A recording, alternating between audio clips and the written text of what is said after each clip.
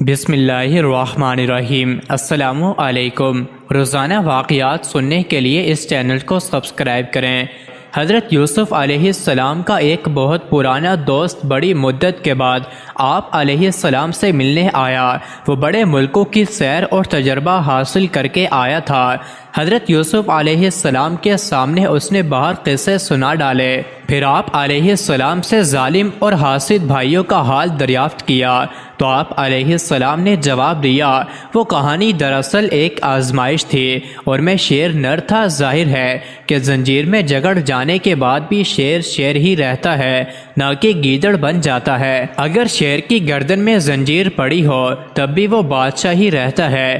آپ علیہ السلام کی زبان سے یہ کلمات سن کر آپ کے دوست نے آفرین کہا اور آپ سے سوال کیا کہ آپ پر کنعان کے کنویں اور مصر کے قید خانے میں کیا گزری؟ حضرت یوسف علیہ السلام نے کہا کہ وہی گزری جو چاند گرہن اور زوال کی راتوں میں چاند پر گزرتی ہے۔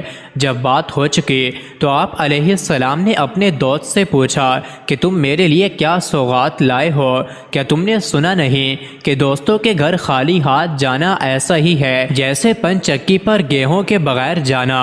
حضرت یوسف علیہ السلام کے دوست نے کہا، بہت شرمندہ ہوں، میں آپ کے لیے کیا تحفہ لاتا؟ آپ علیہ السلام دین و دنیا کے بادشاہ ہیں، ایک حقیر قطرہ دریا کو اور ایک ذرا صحرا کو کیا تحفہ پیش کر سکتا ہے؟ اے میرے پیارے دوست، تیرا حسن لاجواب ہے جس کی دید سے دوسرے لوگ تو بہرہ ور ہوتے ہیں مگر آپ خود اس کا مشاہدہ نہیں کر سکتے، لہٰذا میں آپ کے لیے ایک ایسی چیز لایا ہوں کہ جس سے آپ علیہ السلام اپنے حسن کا نظارہ کر سکیں اور پھر مجھے یاد کریں گے۔ یہ کہہ کر اس نے اپنے دوست کو ایک آئینہ نکال کر تحفہ دیا۔ حضرت یوسف علیہ السلام نے اپنا حسن دیکھا تو گر پڑے۔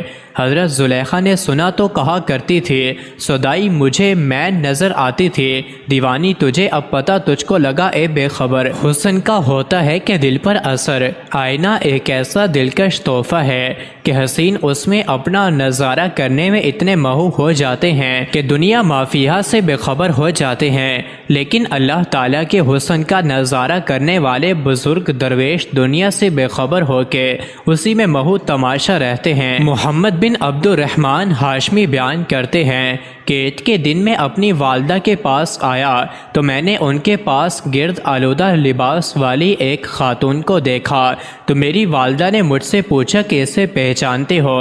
میں نے عرض کیا نہیں، تو میری والدہ نے فرمایا کہ یہ ہارون الرشید کے وزیر جعفر برمکی کی ماں انابا ام جعفر برمکی ہے۔ چنانچہ میں نے اسے سلام کیا اور کہا کہ اپنا مختصر حال بیان کرو۔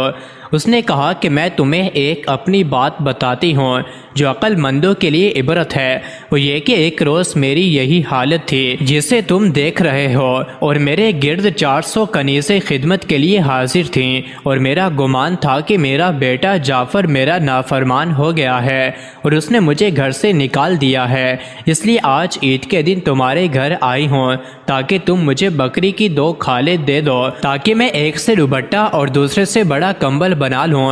تو میں نے اسے 500 درہم دیے اور میں نے کہا کہ جب تک تم زندہ ہو تو جب بھی تمہیں ضرورت پڑے تو ہمارے پاس آنا، ہم تیری ضرورت کو پورا کریں گے۔ چنانچہ وہ زندگی بھر آتی رہی۔ مزید ایسی ہی ویڈیوز کے لیے چینل کو ضرور سبسکرائب کریں۔